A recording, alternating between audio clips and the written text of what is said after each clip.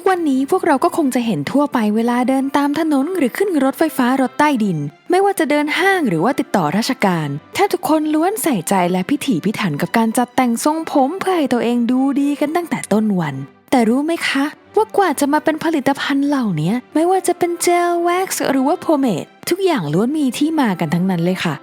วันนี้เราจะดำดิ่งไปสู่อดีตกันนะคะว่าที่มาของผลิตภัณฑ์จัดแต่งทรงผมเหล่านี้เป็นยังไงโดยที่เราจะขออนุญาตเน้นไปทางฝั่งของผู้ชายนะคะเพราะว่าถ้าเอามาทั้งหมดชายและหญิงแบบละเอียดเนี่ยคลิปนี้น่าจะยาวสักครึ่งชั่วโมงเลยทีเดียวถ้าพร้อมแล้วไปกันเลยค่ะ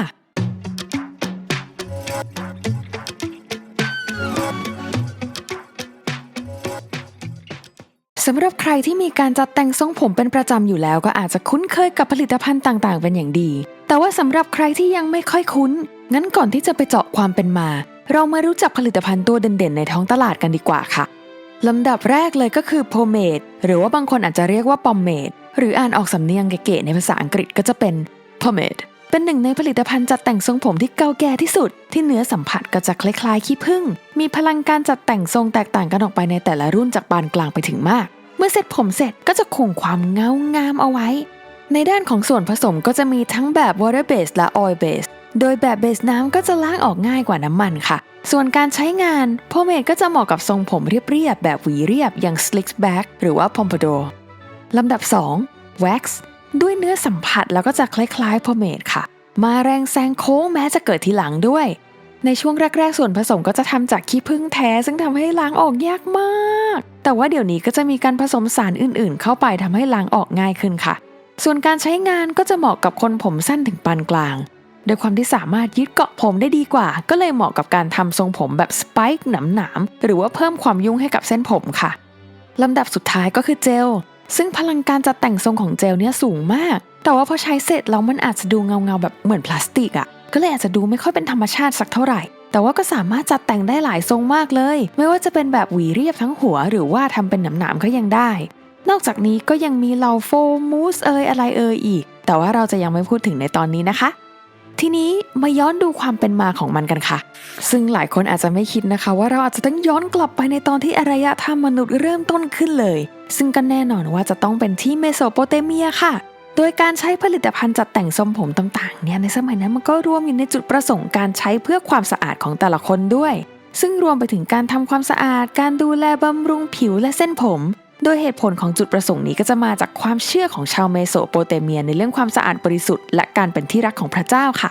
โดยความที่เมโสโปเตเมียอยู่ที่ลุ่มน้ำไทกริสยูเฟรติสแน่นอนค่ะว่าชาวเมโสทั้งหลายก็จะต้องมีพืชพันธุ์ต่างๆมากมายที่จะสามารถเอามาใช้เป็นส่วนผสมได้มีการนำดินและน้ำมันมาผสมรวมกันเพื่อพอกผมอีกต่างหากซึ่งก็เป็นการเพิ่มความชุ่มชื้นให้กับเส้นผมแถมยังช่วยปกป้องเส้นผมของพวกเขาจากแสงอาทิตย์ได้อีกด้วย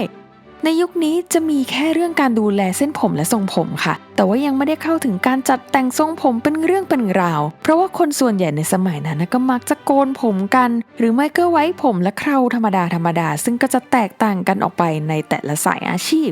คิดดูค่ะว่ามันเป็นสังคมแบบไหนกันนะที่ใครเป็นหมอนักกฎหมายพระหรือทาสก็จะมีทรงผมเฉพาะอาชีพกันเลยส่วนเชื้อพระวงศ์ก็มักจะใช้ด้ายทองมาถักเป็นเปียเพื่อแสดงถึงฐานะค่ะถัดจากเมโสโปเตเมียแน่นอนว่าที่ต่อไปที่เราจะไปกันก็คืออารยธรรมแถบลุ่มแม่น้ำไนล์ซึ่งก็คืออียิปต์นั่นเองค่ะซึ่งประเทศนี้ก็ขึ้นชื่ออยู่แล้วเรื่องสูตรความงามเครื่องตกแต่งประดับประดาทั้งหลายในยุคนี้แหละที่การดูแลตัวเองนั้นมันไปถึง the whole new level กันเลยทีเดียวด้วยสูตรผสมจากขี้ผึ้งไขมันสัตว์และน้ำมันอโรมาจากการแช่น้ำนมของคลีโอพัตราไปจนถึงทรงผมของเหล่าฟาโรห์ทั้งหมดนี้ล้วนเป็นส่วนสำคัญในประวัติศาสตร์ความสวยความงามของอียิปต์ทั้งสิ้นและมันก็แสดงให้เห็นถึงความมั่งคั่งสถานะทางสังคมและความสัมพันธ์กับพระเจ้าอีกด้วยค่ะ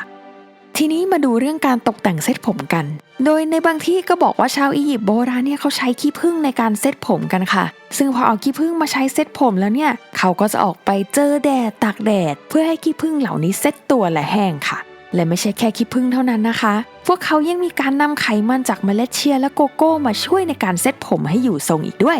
บางครั้งก็ใช้ร่วมกับน้ำมันมะพร้าวค่ะและนี่ก็เป็นเจลเซตผมเวอร์ชั่นโบราณค่ะถ้าจะถามว่ารู้ได้ยังไงว่าเขาใช้อะไรละเอียดกันขนาดนั้นก็ต้องขอบคุณนักโบราณคดีและการทำมัมมี่ค่ะ โดยเหล่านักโบราณคดีจากมหาวิทยาลัยแมนเชสเตอร์ประเทศอังกฤษเนี่ยเขาได้ศึกษาตัวอย่างมัมมี่ทั้งหมด18ร่างและค้นพบว่า9ร่างจาก18ร่างเนี่ยมีเจลที่เป็นส่วนผสมของไขมันเคลือบเส้นผมไว้อยู่ค่ะและที่เขาคิดว่าการเซ็ตผมเนี่ยมันเป็นสิ่งที่ชาวอียิปต์ทำในชีวิตประจำวันก็เพราะว่ามัมมี่15ร่างจากในนี้เป็นมัมมี่แบบธรรมชาติค่ะโดยร่างเหล่านี้เสียชีวิตและถูกฝังใต้ผืนทรายแห้งๆกลบนะคะไม่ใช่มัมมี่ฟาโรห์ที่แบบโหผ่านกรรมวิธีมากมายก่อนจะลงไปอยู่ในโลงแล้วลงไปอยู่ในพีระมิดอีกทีแต่ว่าที่พูดมามันไม่ใช่ในสมัยอียิปต์โบราณนะคะแต่ว่าเป็นอียิปต์ช่วงประมาณ300ปีก่อนคริสตกาลค่ะเพราะว่าแม้ในช่วงต้นอารยธรรมอียิปต์หรือว่าอียิปต์โบราณผู้ชายจะนิยมผมเคราดกดำเพื่อแสดงถึงความเป็นชายแต่พอเข้าสมัยราชวงศ์ปุ๊บชนชั้นสูงกลับนิยมโกนหัวกันค่ะบางคนโกนยันคิ้วเลยแถมถอนขนตาด้วยคิดแล้วเจ็บแล้วตอนกลางวันเขาก็จะใส่วิกกันแทนดังนั้นขี้ผึ้งต่างๆที่เขาใช้เซ็ตผมกันเนี่ยก็คือเขาใช้เซ็ตวิกค่ะมาต่อกันที่ยุคกรีกดินแดนแห่งปรัชญากันบ้างนะคะซึ่งเราก็จะสามารถเห็นหลักฐานตัวอย่างของทรงผมชาวกรีกโบราณได้หลากหลายชิ้นเลยตั้งแต่เครื่องปั้นดินเผาสมัยไมโนอันศิลปะอีเจียนหรือแม้แต่เหล่าฮีโร่ของกวีเอกโฮเมอร์ไปจนถึงนักรบจากสงครามมาราธอนเราจะเห็นได้ว่าทรงผมของชายชาวกรีกโบราณมักจะไว้กันยาวกันถึงไหล่ผมก็จะม้วนหยิกหยักศพเป็นธรรมชาติซึ่งต่อมาในช่วงศตวรรษที่5ชายชาวกรีกนอกจากจะมัดผมแล้วก็ยังเริ่มดูแลเล็มๆปลายผมให้เรียบร้อยด้วยทรงผมก็จะเปลี่ยนเป็นแนวเปิดหูซึ่งก็ถือว่าเป็นทรงนักกีฬาในสมัยนั้นค่ะและนอกจากนี้ทรงนี้ก็ยังขยายความนิยมไปถึงอิตาลีอีกด้วยการตกแต่งทรงผมยิ่งเนียบมากขึ้นอีกสำหรับชาวกรีกโดยพวกเขานิยมจะใช้น้ำมันมะกอกเป็นหลักด้วยจุดประสงค์ทั้งเพื่อบำรุงและจัดแต่งทรงผมไปด้วยกันเลยสำหรับชนชั้นสูงการดูแลก็เป็นอีกส่วนหนึ่งของการเข้าสังคมและการแข่งขันกีฬาค่ะยิ่งตัดแต่งดูแลผมเผ้าให้ดูดีเล็มหนวดเคราให้ไม่รกรุงรังก็ยิ่งบ่งบอกถึงความตั้งใจของคนคนนั้นที่จะเป็นที่สุดค่ะพอถึงยุคสมัยที่อาณาจักรโรมันแผ่ขยายอิทธิพลแน่นอนว่าไม่ใช่แค่อำนาจค่ะแต่มันรวมไปถึงวิธีการดูแลตัวเองด้วยโดยชาวโรมันถือว่าการดูแลตัวเองเนี่ยสำคัญมากเพราะมันแสดงให้เห็นถึงความมีอารยะและพลังอำนาจห้องอาบน้ำสาธารณะกับซาลอนก็เริ่มมามีบทบาทในยุคนี้แล้วมาแล้วค่ะ